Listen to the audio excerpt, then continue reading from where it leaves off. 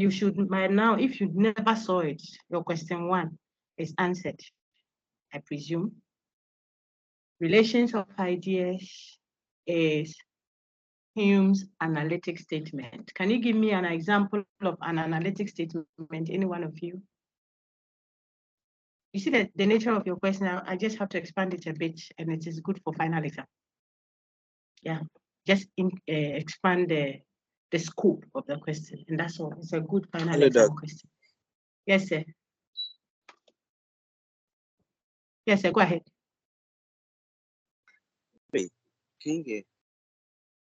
I can hear you now. Please go ahead. Freeman, I can hear you now. Please go ahead. Can anyone hear me? All rectangles have 3 sides. Very good. Or if maybe all triangles. Triangle. So tri means 3, angle. So when I say all triangles have 3 sides, I didn't say anything new. I'm giving you a very simple way of understanding analytic statement. If it is a triangle, then it will have 3 sides. Benito.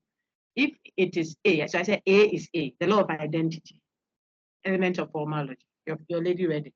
That's all. It is just a repetition. What are we describing now? Analytic statement, which is the same as, if you want to use Hume's language, relations of ideas. What are the characteristics of a statement that we call a relation of idea? Anyone? Anyone raise your hand? Is any hand up? Very good. The characteristics. So let's take Ernestina. Then I'll go ahead.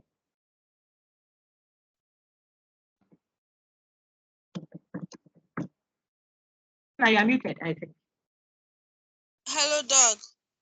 Yes, I can hear you now.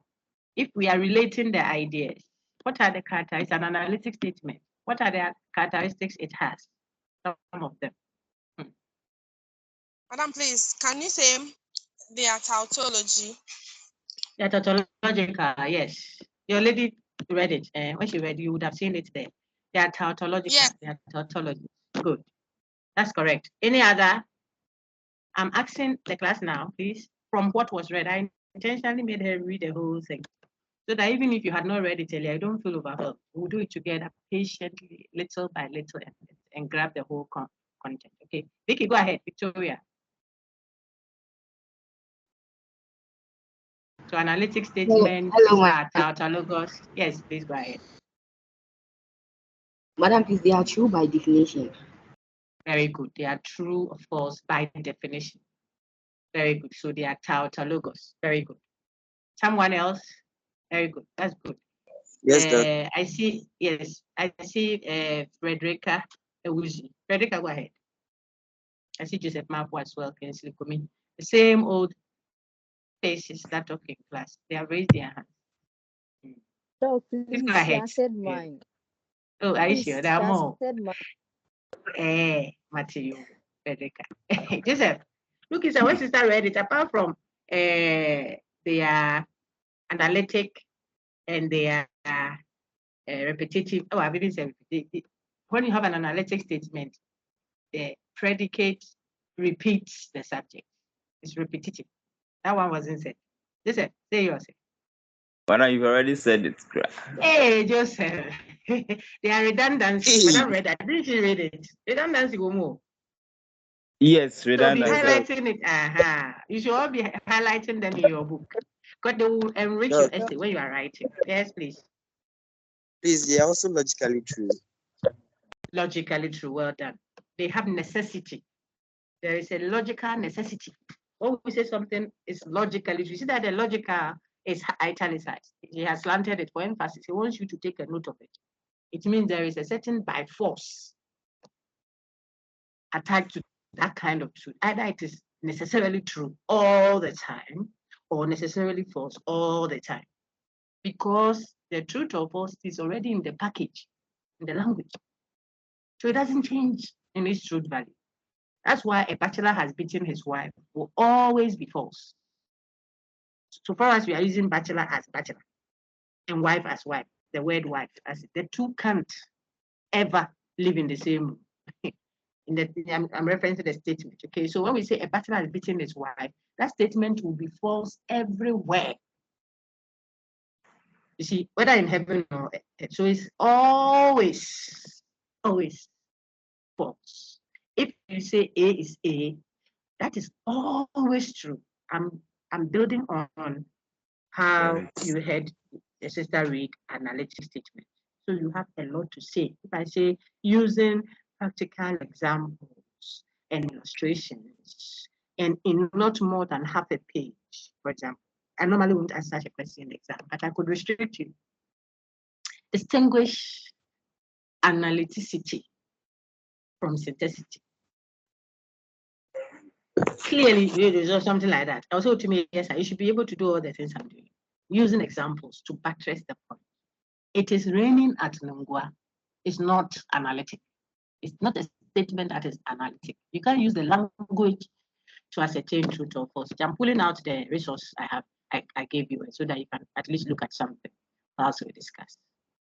You cannot look at the statement to see whether it is always true. It can be true today. Which one are we talking about? It is raining at Nungwa. This statement. It can be true this minute. The next 2-3 minutes, it will be false. So it is not a logical truth. Which one? Synthetic statements don't have logical necessity. Your class reprimand told you that. When it is analytic there, it is logically true.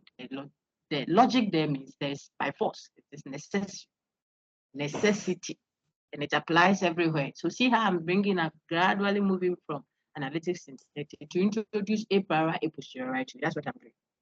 Logical necessity and universality applicable to all instances of that expression. So if I say all barking dogs bark, it is analytic. And this analytic statement is the one that is always true. So it is a tautology. They are tautologos. Okay. They have logical necessity tied to them. And therefore, such statements are redundant. You are not adding anything new. All these things I'm saying, thank you, your friend who read plenty. So I had to pause because we read too much. If I wrote a book and you read so many of them like that, I made it public to everyone like that. It is not fair. That's why I blocked it. But you had your friend read it and you have access to the content yourself to be able to read the page 57 of that book. Read it over and over and over again to understand. And at the top, there you see that there's a summarized table there. Analytic synthetic. I think the one after is a priori, a posteriori. You see the analytic synthetic at the next page. That's page 58. You see it at the top there like that. Okay. That is so crucial to understanding how Kant is going to make a case for the possibility of synthetic truth. That is a priori. Don't worry. Let's roll back. So you know analytic versus synthetic. If a statement is analytic, it means the predicate of that statement. Kofi is a boy. The predicate is what? It's a boy. What's the subject? Kofi. Nancy is a lecturer. What's the subject? Nancy. What's the predicate? It's a lecturer. What it means to be Nancy is not exactly the same as being a lecturer. There are several other things that are lectures outside of Nancy. So I'm not repeating myself if I say Nancy is a lecturer. Nancy is also a mother, and Nancy is also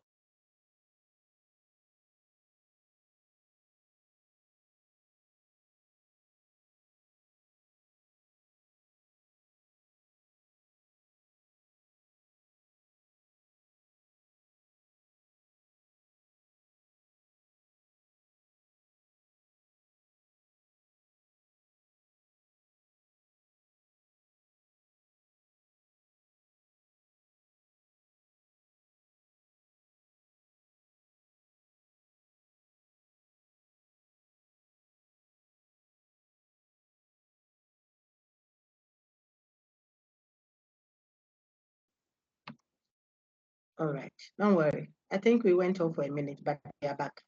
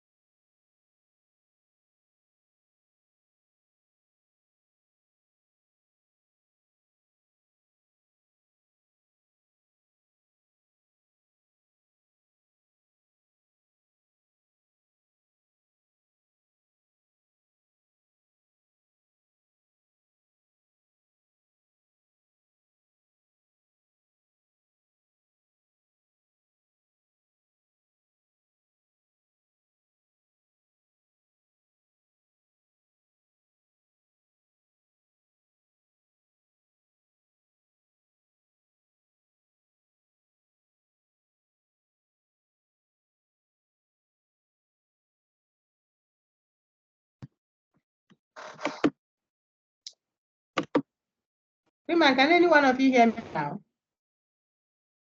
Yes, Yes, please. Yes, madam. Yes, I think we are having a network issue here, so I'm switching to another hotspot. But if you can hear me whilst we do that, I know where we stopped. So we were talking about Kant, and I was saying that when I say Nancy is a lecturer, I'm giving you information that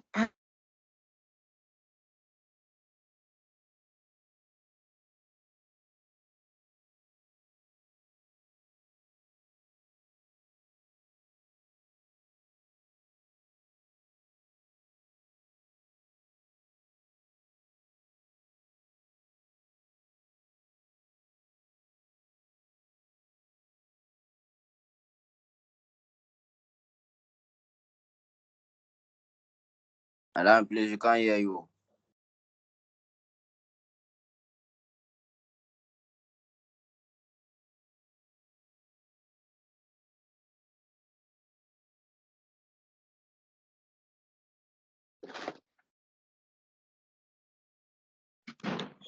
well,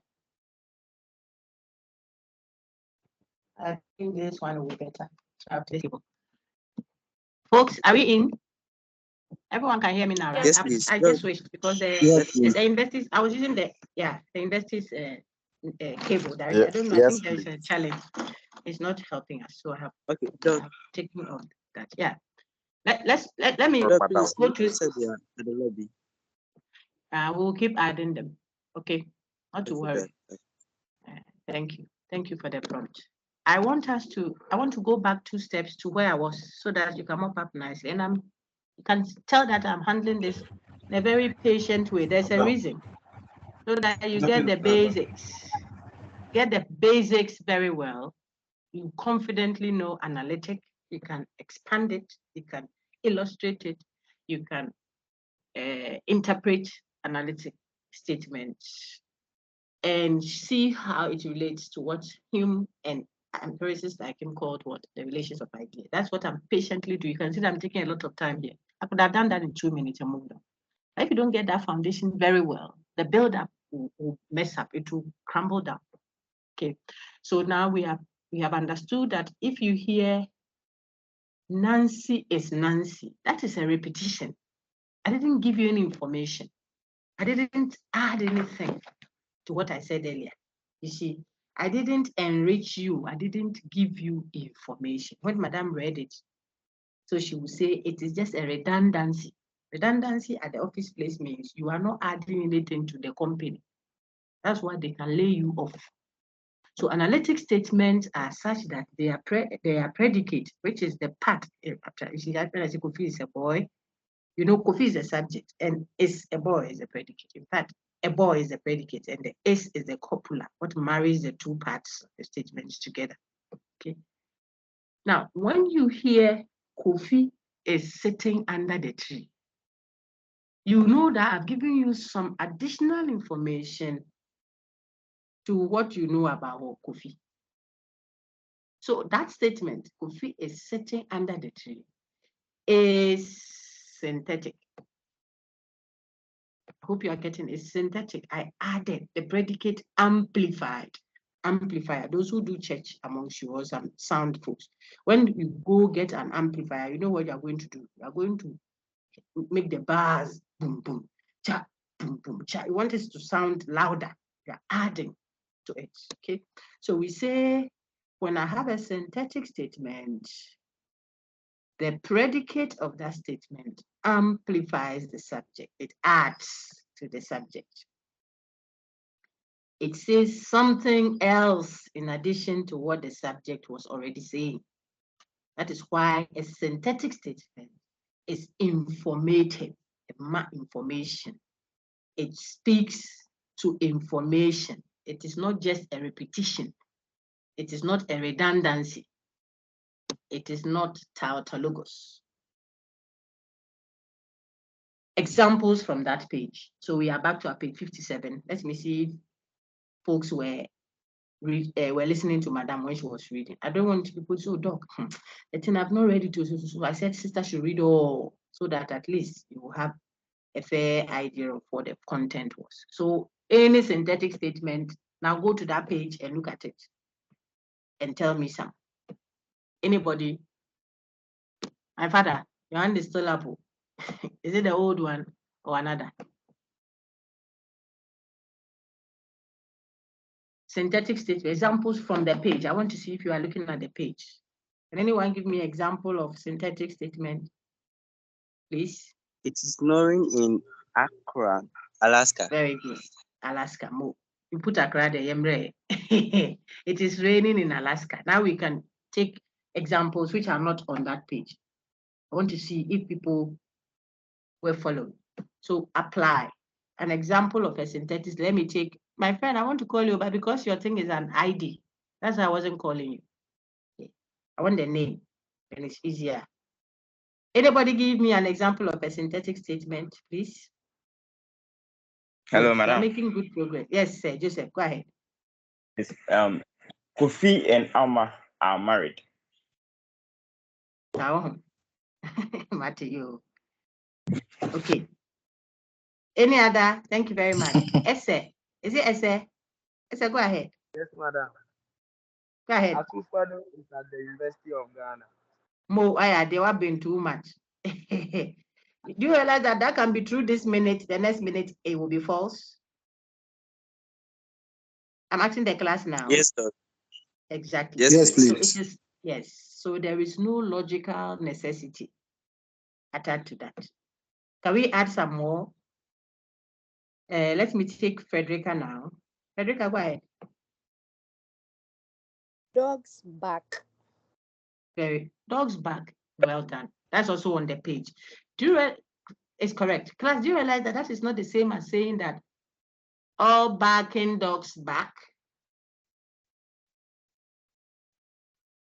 I hope you see it, because for all barking dogs back, I am already calling them barking dogs. If they are barking dogs, then they must bark. So it is in the language. That's why that one would have been analytic.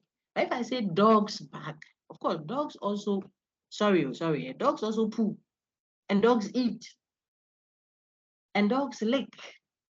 So the things dogs do are many. You just gave me one of the informations about what dogs do when you say dogs bark.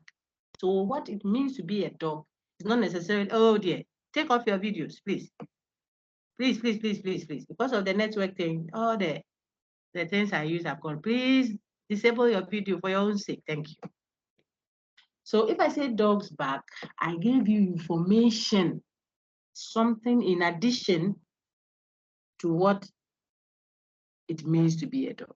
Okay, so synthetic statements are not the same as what analytic statement. Now write this note down. I don't think you wrote it down the last time. So whereas analytic statements are either always true or always false, synthetic truths are sometimes true, sometimes false. See that? Sometimes true, sometimes false. Always true is what we call tautology. Always false is what we call contradiction. We are revising elements of formal logic now. Some aspects of deductive logic, critical thinking as well. Okay. Always true, tautology. Always false, contradiction or inconsistency, if you remember. Sometimes true, sometimes false. What is the word for that one? I'll give a mark. Rutherford, AJ. Consistent. Mate, thank you, but it's not that. That is Contingent. Contingent. Well done. Hey, then that one will go to the whole classroom because over 90 people say contingent. Contingent means it can be sometimes true, sometimes false. So look at the conclusion so far. The thinking then is, if someone is a rationalist, the thinking was then he would emphasize analytic statement and a prioriness. Back to page 57, look at it very well. A priori truths are what? How we come to know They are not talking about the nature of the statement. They are talking about how you knew it, not what the statement is. If I say analytic synthetic, I'm talking about the nature of the statement. If I say a priori, a posteriori, I'm talking about how you come to know. This is Kant's contribution, still on page 57, just that page. If you read there again, what sister read for you, you see I'm repeating the same things there. Just I'm doing it patiently and a bit more simplified and connecting it with other things to help you understand it. So a priori truth means I came to know it without the interference of experience. Which word did your text use to show you a priori? It said, and if that's the first paragraph up there. Sister, can you read that, the first paragraph again? That one is not plenty, so I'll not take it up. Please read. First.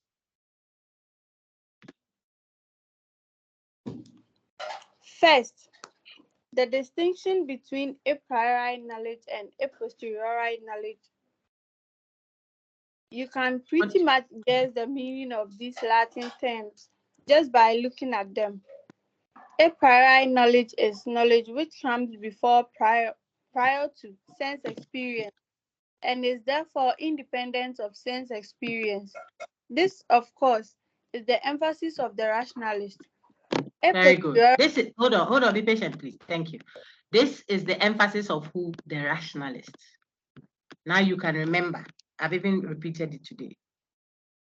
We know prior to experience, says Plato. How did we know prior to experience? He says that one innately.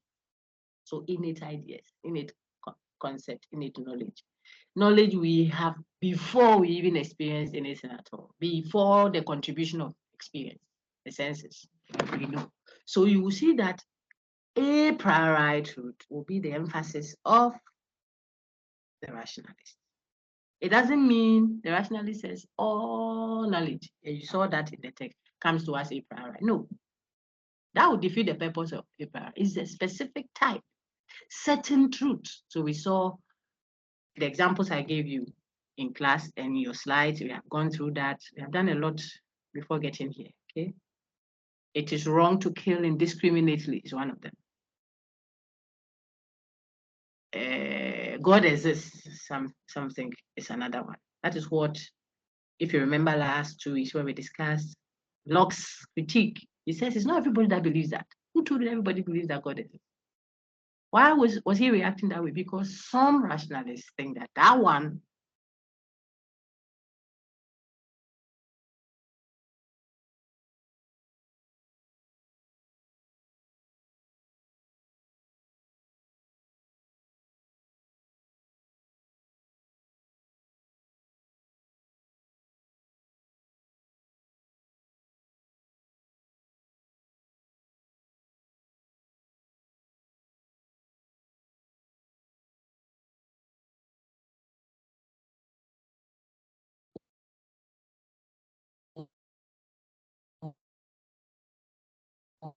Hello. being to bring being is all well. Shall be well, eh? Small. Are we back? Yes. Is everybody back? Yes. Great. Yes, we will work it out. Don't worry. Very fine. So I was repeating, when it goes so that I stop talking, I was telling you that that is the emphasis of the rationalist. Now you see that, oh, okay, I remember, a priori. That's the one that we did in class. It is the rationalist that emphasizes that. So he believes, the rationalist believes that we have certain knowledge prior to experience. That is why that one will be their emphasis. Look at the word he uses there, independent of experience, apart from experience, without the help of experience. That's a priori. And a posteriori is, knowledge that we come to know with the help through the instrumentation of the senses. So when we say a priori, a posteriori, it is interested in the how we know. Whereas when we say analytic synthetic, It is interested in the nature of the statement, subject-predicate relation. Now, Kant takes us through that paragraph 1. So you know dependent versus independent of experience and how that helps us to know a priori and a posteriori. Then the second paragraph. Auntie, read the second paragraph for me again. You're doing well. Eh? What's your name again? I wrote it down, but is it? What's your name again? Evelyn. The one reading for Evelyn. me. Evelyn. Evelyn. Good. Evelyn, go ahead. Go ahead. You're doing fine. Eh? Go ahead. Second paragraph. Knowledge. No. The second paragraph now. Please read the second paragraph. We know a posteriori right now. Second, we have the distinction between analytic and synthetic knowledge. Analytic knowledge is another way of expressing Hume's relations of ideas. When this kind of knowledge is expressed in a proposition, the predicate is contained already in the subject. Don't go further. Otherwise, don't go further. Otherwise, we'll have copyright. So, but you can see, detail, the question as you see is there. Relations of ideas. Now I think it's clearer. Come in, please. Now I think it's clearer. We understand why we will think of how we will think of all backing dogs back as an analytic statement. Look at the examples that I'm on that page. Everyone keep looking at that page. A is analytic. You can explain why. Then he says, now all such knowledge or propositions have to be true. Why? Because they are just a repetition, a redundancy. If you accept that he's a bachelor, but you want to say that he has beaten his wife, you will create a contradiction. There will be tension in the language. We will not understand. It will create absurdity. That's what is going on there. All explaining what logical necessity, which your able rep touched on. Any questions so far? So you see the law of identity, the 3 laws of thought that we learned in Element of Formal Logic. Law of identity, the principle of non-contradiction, the law of excluded middle. They are all at play there. I don't even see excluded middle much. I see law of identity more. Now the question is, who in their right mind will be interested in affirming that A is not A? Come in. Who will say that A is not A? If you say A, then A is A. If it's A, then it's A. That's all. A is A, as you say. Okay. So, sister, now read from Rationalist and Empiricist. And I don't know if you can see that. It is after all the examples there. Should be some. Okay, Doc. Have you seen it? Yes, please. Hey, you are sharp, Evelyn. I don't know which Evelyn. No, I just know the name, the face. I can't connect. But when we come to class, okay. Go ahead. Now, no one questions. Go ahead. Rationalists and empiricists alike agree that such propositions must be true no matter what. Can you see that both rationalists and empiricists agree? I have said that, so I told even Hume, who is empiricist, will admit that analytic truths are true by the definition, by the logical structure. Victoria said that, by meanings of terms. They are redundancies. So it's not anything that you should go out of the statement to go and look for anything. The meanings, the relation of the idea, the definition, the logical structure tells you the truth or false. So that is not a problem that rationalists and empiricists are fighting over. They are not disagreeing on analytic truth. Hello. Do you hear that? Yes. You are rationalists now. Their disagreement is not about analytic truth. You have to let that sink in. Not about language, not about deductive logic. No. If you study, you will pass. You have studied. By the logic of it, it should follow that you will pass. But is that what actually happens? They are dealing with actuality, the existence of things, existential truth, information giving. That is what they are disagreeing on, not language. So rationalist empiricist disagreement borders on the source of knowledge, yes. The source of knowledge about actual existence of things, not the source of knowledge about the language that is being used. That is not in contention. Sister, read the rest. On the other hand, it is important to see that such truths do not really tell us anything about reality. Pause, please. Which truths do not tell us anything about reality? I want answers. I want a chorus answer. Analytic. Analytic. Well done. You are there. You are there. Hey, that's my class. You have always been there. I know it's because it's online. So you have to be comported. TA, your class rep Freeman, I'm sure will tell you. We say, everybody, when you sit in class, hey, what is this? They'll tell you when you enter class, please, everybody comport yourself so that dog doesn't get angry. Eh? And everybody is doing exactly that for their team. The other guy at the back there, I'm having an online class. Eh? Hey, you can't do online class with that. They are doing some cleaning, barbering or whatever. The barbering, trimming of the bush at the back there. Okay, so you can tell the analytic truths don't tell us anything about actual experience. They don't about existence. They don't tell us anything about experience. Why? Because it is purely done. And you finish that one. Very good. I think you have covered good one. They neither affirm nor deny actual existence of anything. Good. The proposition all backing dogs back is necessarily true whether or not there are any dogs. Very Or good. for that matter, whether or not there is anything. A statement like all backing dogs back only means if there are any backing dogs, then they back.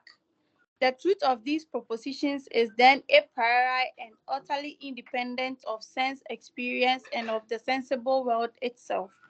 Well done. You read it very well. So you see, I'm sure by now you have started existential quantifier, universal quantifier, your deductive logic.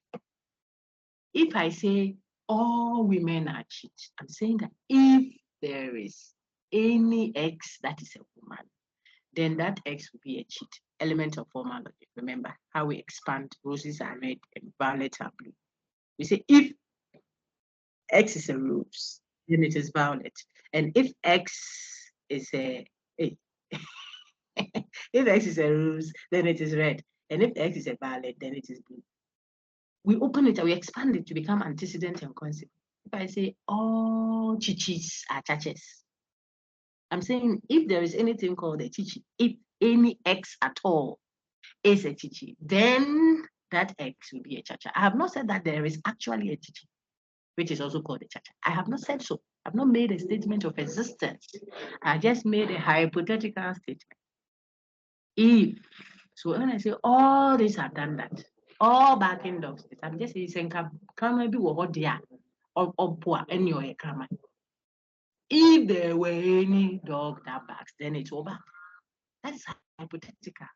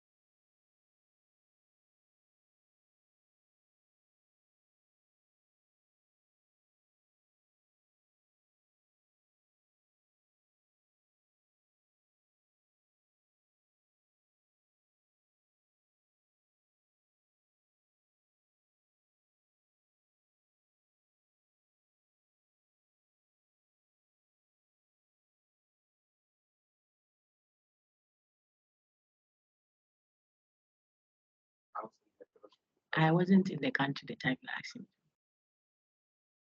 Freeman, can you hear me? Yes, madam. We thank God. We are back. Yes, please. Yes, please. All right, let's continue. I'm in a live session. Hey, next time I'll do my live session at home. Because I came to the office, people are just coming and going. So Anyway, all right. So I was just explaining to you, and I think that we are making some good grounds that if there are any barking dogs, then they bark. If you hear that statement, it is a universal statement. It hasn't said that there is anything that exists that is a barking dog. Why am I telling you that? It is redundant. It's not making any claim of existence. So what should you add to your notes so far? You have to realize that one, analytic statements have necessity and universality attached to them. Analytic statements are necessary and universal. That is what Freeman meant when he said they are logical truths. Analytic statements are not informative. Now I want to project that. Do you see my screen now? I'm projecting that. Look on my screen, please. This, because it went off, can you still see the recall important terminology on my screen? No, please. Yes. Okay, let me stop. I can see. Some may not see, don't worry. Yes, Some please, may I not. can So I'll, yes, it's a network thing. So I will reshare. I'm stopping, and then I'll reshare. Don't worry. So here I'm resharing it now, just so that you can have a pictorial view of it. This slide is in your resource too, as well. I just went to pull it from there to show you. The one labeled certainty. This is it. This, my lady who said she cannot, can you see now? Okay, Anyone who I couldn't can see it now. you can see now, perfect. So Yes, on please, our I screen, can we see. see, thank you. Analytic means relations of ideas. Now they make sense. There is no need, let me show you something. There is no need to rushing, hey, we are doing, no. You want to get the knowledge a little bit at a time, a little bit at a time. You see that the speed will come. You can connect because you're not that a human being. You are rational. I mean, not rational as in rationalist, but you can think. So when you know that, oh, analytic, synthetic, okay, that is the distinction. Okay, I get it now. How about the prior and aposteriori? Oh, it also means how we come to know it. Oh, so then one of them has some kind of necessity attached to it. Which one would that be? It should be the analytic one. The analytic one. Why? Because the language comes with a package. So if it is true, it will be true forever and ever. So always true. Tautology. And if it is false, it will be false forever and ever. What is that one? A contradiction. Now you know analytic statement. You can open it out. You can find an example. You can detect it when someone is using it. That is learning. You can connect to the content. Then you move on slowly. So when I tell you analytic statements are non-informative, look on my screen, I'm highlighting that this. You know why? It doesn't give you any information. Why? The predicate doesn't say anything new in addition to the subject.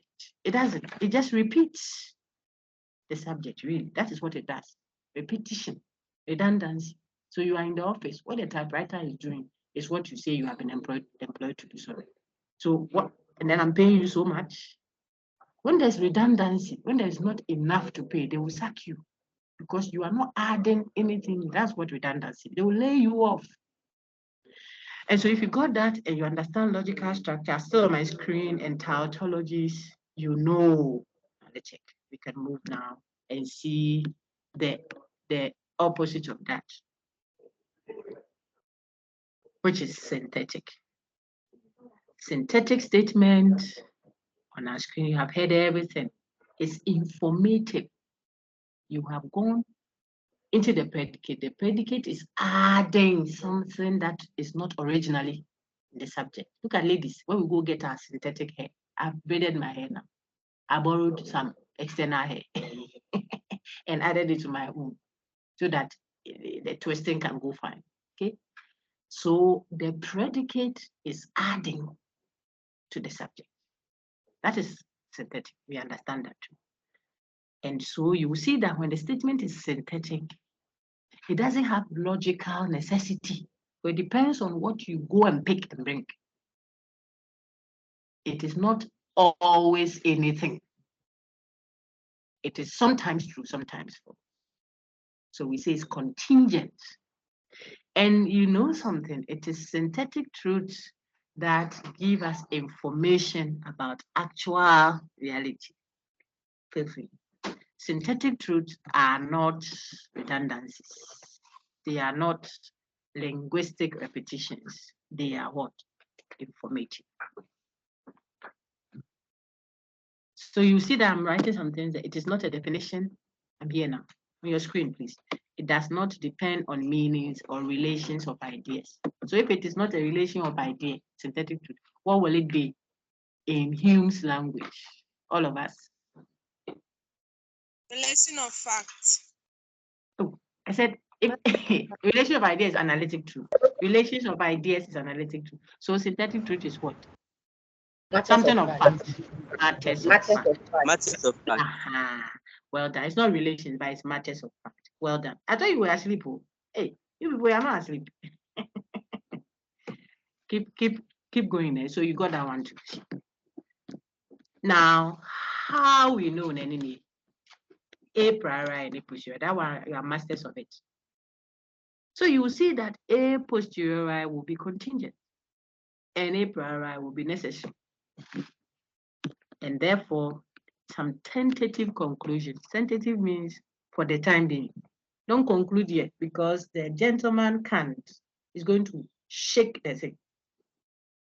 So that what we thought were the barriers, that if it is analytic, it is known a priori. And if it is synthetic, it is known a posteriori. He's going to do something to show us that we could have synthetic, which is an example is what you gave me. It is raining at Tema. That is a synthetic statement. Why? Because it is not a definition. It is not true or false by meanings.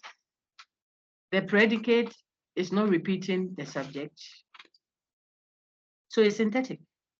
If it is synthetic, will it be always true, always false, or contingent? All of us. Contingent. Contingent. What does contingent mean?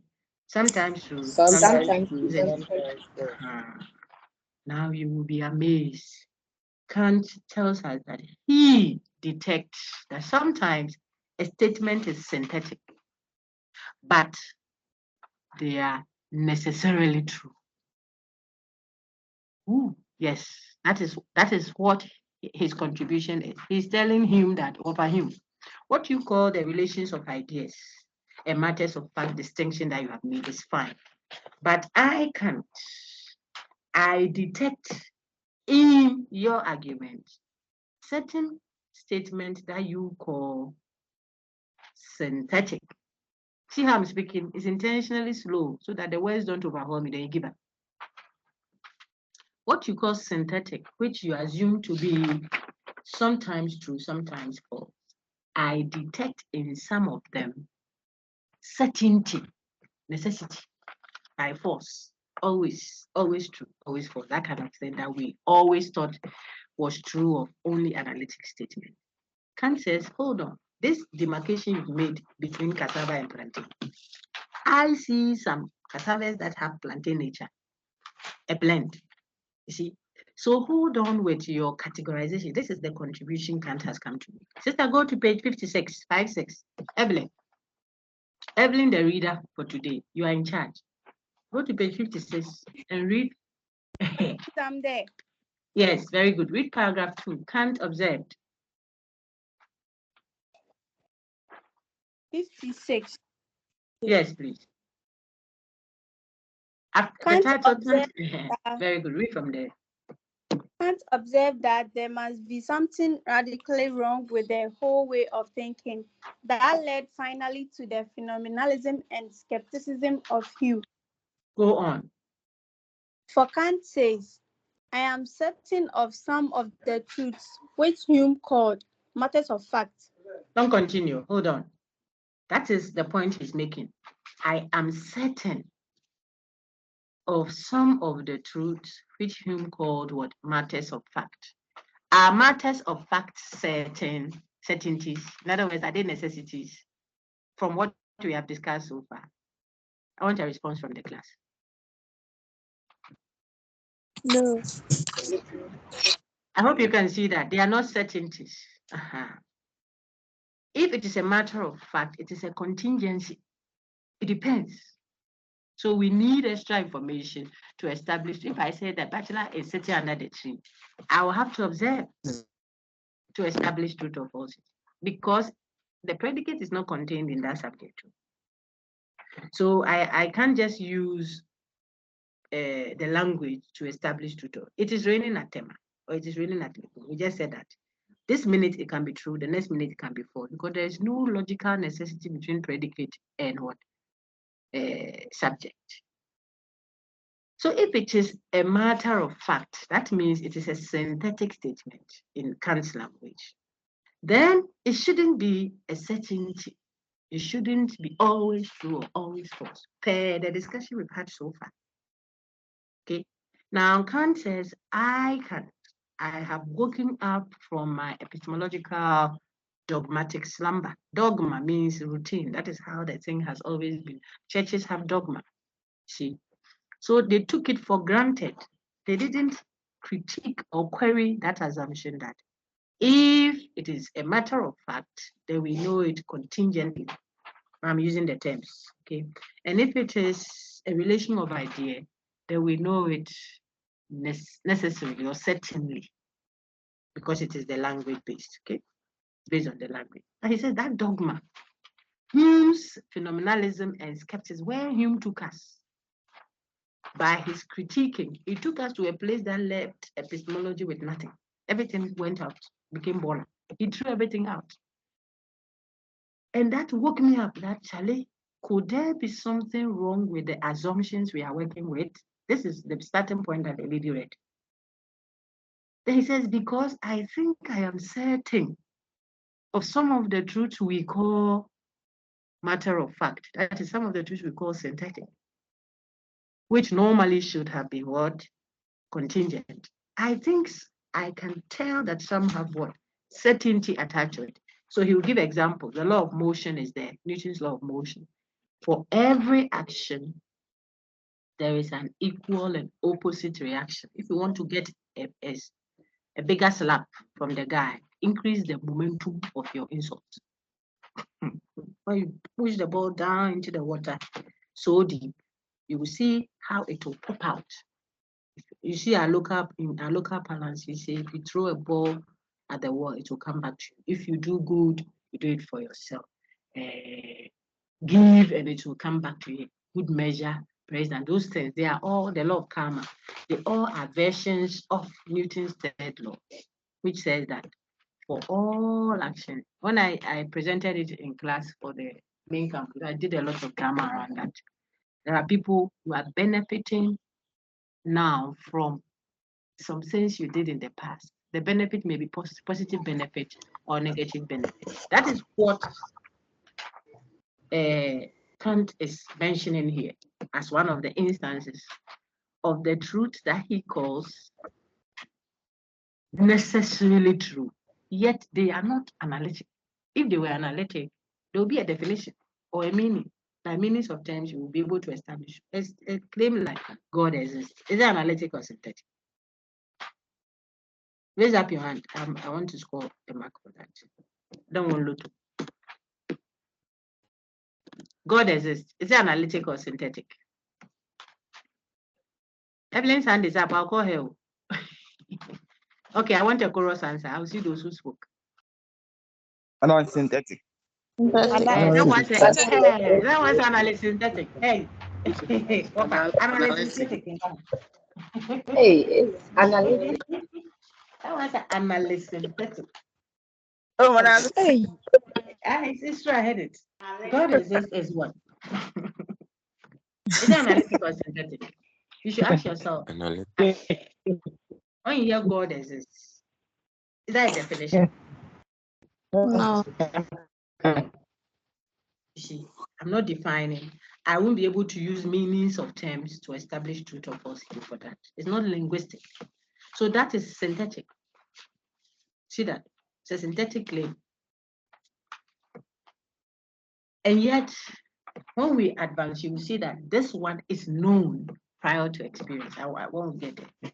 So it will be a synthetic truth that has logical necessity to it. Forget that one. Let's use Kant's examples because those ones are not controversial. These ones are the rationalist ones that generate the controversy. Someone says, but me, I'm not conscious that God exists. I don't know that. Okay, so you can't impose it on the person. But the example he gives to show synthetic truths, write down your notes now, that are known a priori. You know that whenever you throw a ball up, it will come down. Not that one. That's force of gravity. For every action, there is an equal and opposite reaction. He said this is a necessity. It is always the case. That's what it means, a necessity. But the thing is synthetic, and yet we are detecting a necessity. Tell me anything that doesn't subscribe to that. If you do good, you do for yourself. It's an expression of that. Sister, finish that paragraph, then I'll round off. We are done for the day. And I'll show you what you have covered so far. And we'll go to our IA questions and see those that we have answered. You'll be shocked. Sister, we reach to the end of that. He cites as an example all mathematical propositions such as 7 plus 5 is equal to 4. 12. Continue. Okay. That most philosophers now regard mathematical truths to be true by definition.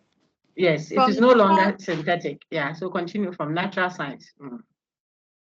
He cites as an example Newton's third law of motion, that in all motion, action and reaction. In all motion, action and reaction must always be equal. You see, I read it that way. In all motion, in every movement, the action and the reaction, the opposite, must always be equal. So you act and I react. I told the 417 class, if you want a woman to respect you, you have to give respect. We're doing ecofeminism. What you plant is what you reap. You see that we have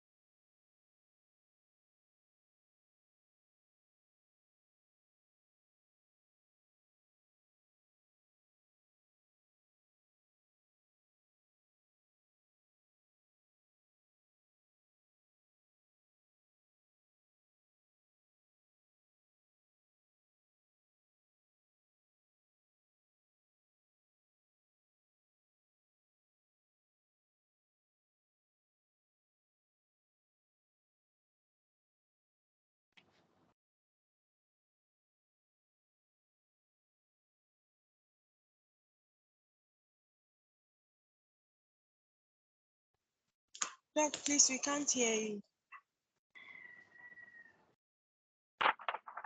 This I think was it's a because network issue. I have made it. Japan. I have made it. Let's round up nicely so that you will get the key thing. That is what is important. Okay. I'm sure you can hear me, right? My lady, Evelyn, can you hear me? Yes, please. Evelyn, can you hear me? Let's round off. The time is up. But we have covered very good ground. I think I'm a little bit ahead of main count, but let's mop up nicely. I was explaining to round up all that Kant says for every action there is an equal and opposite reaction. For every action, there is an equal and opposite reaction. It is a statement of the kind of cause and effect. Come in. This one is synthetic, yet known a priori. You have to ask yourself, what makes a statement synthetic and known a priori? It means that statement is genuinely informative. It is not a redundancy. Please, not a redundancy. And yet it has logical necessity. I want to repeat that. So the statement is genuinely informative. It means it is not a repetition. It's not a redundancy. It's genuinely informative. It is giving information. Yet it comes with certainty. So it's not a definition. It's not true or false by means. It is giving you information. Yet that information is logical. This is what Kant calls synthetic a priori. Okay. So on my screen now, you have seen all of this slide again. I'm just connecting now. Okay. These examples you have already seen, also in your book, all back and dogs back. The sun will rise tomorrow. I exist. So that book. Kant finds something wrong with Hume's skepticism. Where does the skepticism arise from? His doubtfulness, philosophical skepticism. I went back to revise the various versions of skepticism to show you what Hume's problem is. He's skeptical about claims that are not within the two extremes. If you make a statement that is not true or false by relation of ideas, nor is it true or false by matters of fact, then he tells you that then that statement is cognitively meaningless. That's the verification principle I have stated. Level 100. So a statement for him is either true or false by relating the ideas, analytic, or by matters of fact, observation, synthetic. If you make a statement that doesn't fall within these two categories, he says then it is cognitively meaninless. So you throw it out. Now, two concepts that suffer from Hume's, principle, the verification principle. It's not only his, of course, but because we are discussing him, we make him the focal point. Two such concepts that follow are the principle of causality. Everything that happens must have been caused by another thing. The principle of causality is one of them. And then the concept of substance, mind and matter as substance. He throws them out by this principle because we can't relate the idea. Neither can we use observation to get to substance. See that? So it becomes a cognitively meaningless notion. Kant has a problem with this degree of doubtfulness, skepticism by him. That's what that slide tells us. Slide number 5, because Kant thinks, I am certain, see that I'm repeating the things in the book there. I am certain of some of the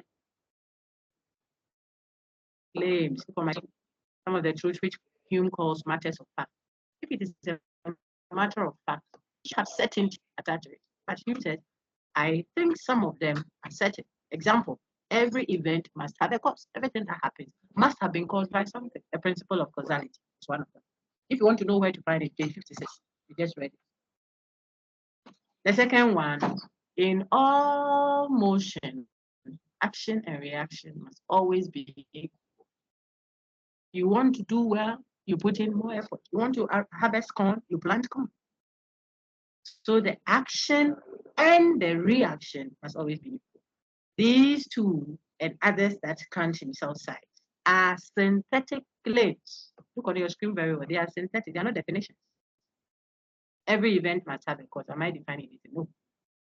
So it's not analytic, and yet they have logical necessity, which Freeman pointed to. They are logically true all the time. What is logically true? Always, always, necessarily true all the time.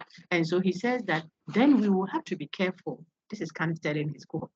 We have to be careful about the way we have demarcated our claims of knowledge in epistemology. This analytic synthetic thing must be reoriented.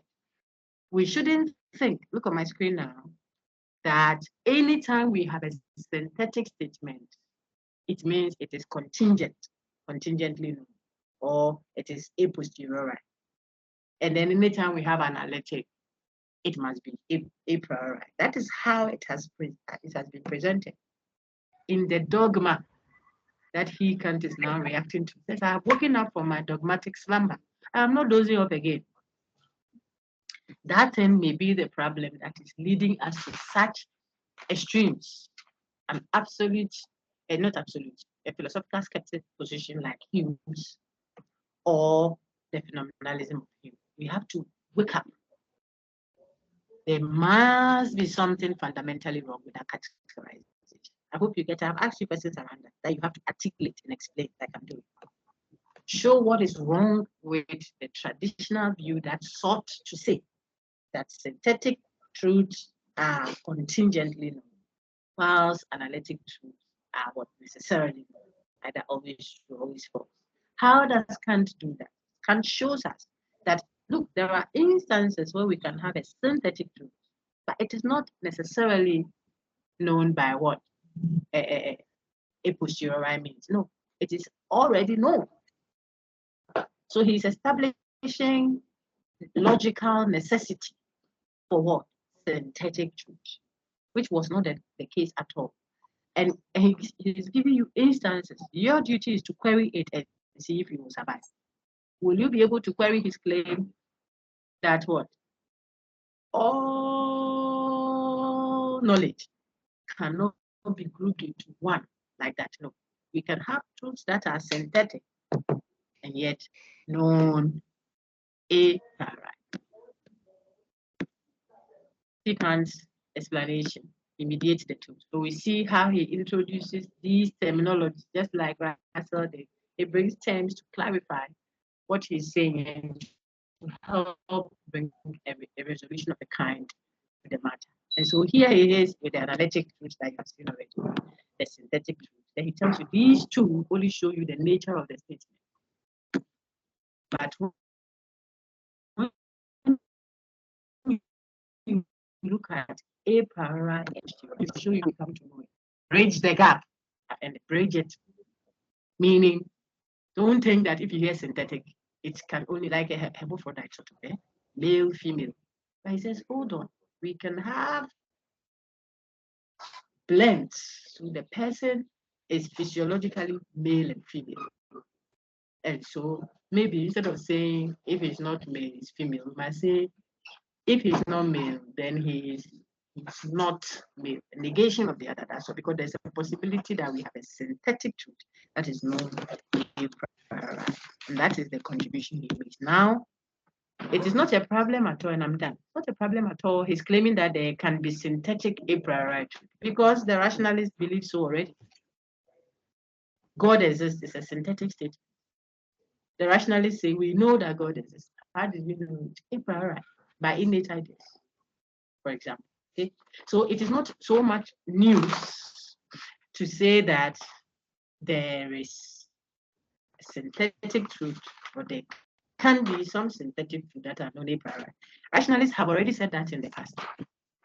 The issue that draws attention to Kant is how he argues for it.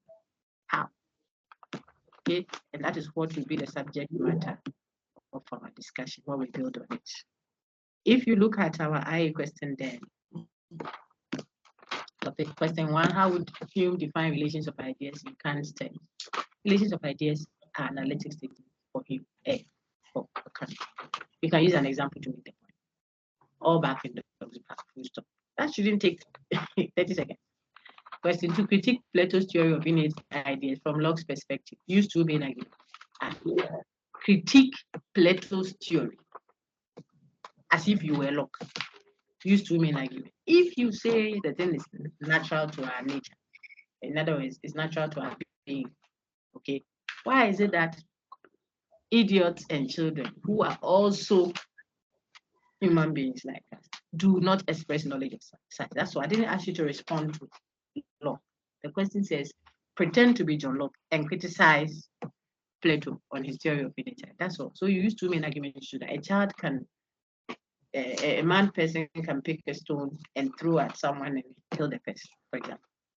If he already knew what is morally right or wrong, like Plato argues, why would he do that? He can do same for the child. State and explain one necessary requirement for being a rationalist. This is not an IA question. This is bonus. If you're a rationalist, you must accept that there is at least some knowledge that is known a priori by intuition, deduction. They are done. Or someone can say by innate knowledge. Someone can say by innate concept. It is necessary. That's why I emphasize that you must hold on to one of the necessary conditions that make someone rationalist. Question 4 says, explain with an example why Plato's philosophy celebrates death. He does that because he believes that it is in death that the true uninterrupted access to actual absolute knowledge can be grabbed.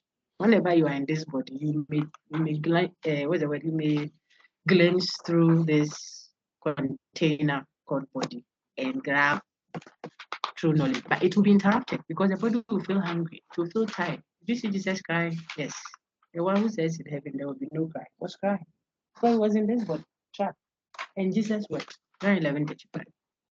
Imagine your Savior weeping. That should tell you the entrapment of the body, says Plato. So when the body is detached from the soul, that is what death is. It is good news. For me, to live is Christ, to die is gain. Okay. I use those to help you grab it if you do Christianity. If you don't, whichever version you do, just relate it. But that is Plato summarized for you like that. So he celebrates that for that reason. What is rationalism? You have to be told the core things. Dito to take your notes. That at least some knowledge about reality. Keyword about actual existence, about reality, information is known independently of experience. First instance is supernaturalism antithetical to rationality. Explain your answer with an example from the study text. It shouldn't be per the reference text, the magic paper with reference, okay? It shouldn't be antithetical because those who make rational argument for the existence of God in Western thoughts are making rational argument for a supernatural concept like God. That's what magic paper says. Finished. God is a supernatural concept, but they make rational argument for that. So is the supernatural opposed to rationality? No, that was the text. 7. Why would you consider Descartes irrational? Very cheap example question. Very cheap. So many reasons why Descartes is irrational. If he says it is a thinking thing that exists, and he knows that through the pure activity of the mind, clear and distinct thought, not through the senses, which he cannot trust. What is it? Hume's matter of fact is to Dodo as Dodo is to analytic statements. Haven't we answered that? Hume's matter of fact is to synthetic as his relations of ideas is to analytic statements. And 9, list 3 claims of Plato that makes it irrational. That's a dash. He believes in innate ideas. He believes in the theory of recollection, knowledge as recollection. He believes that the true source of all knowledge is reason without the help of the senses. These all make rational. Then the last one, distinguish a priori, a posteriori. Truth from analytic synthetic truth. A priori, a posteriori talks about how we come to know, whilst analytic synthetic truths talk about the nature of the statement itself, whether it is repetitive or not. We'll continue with Kant on his argument for synthetic apriori. God willing, next week. I wish you well.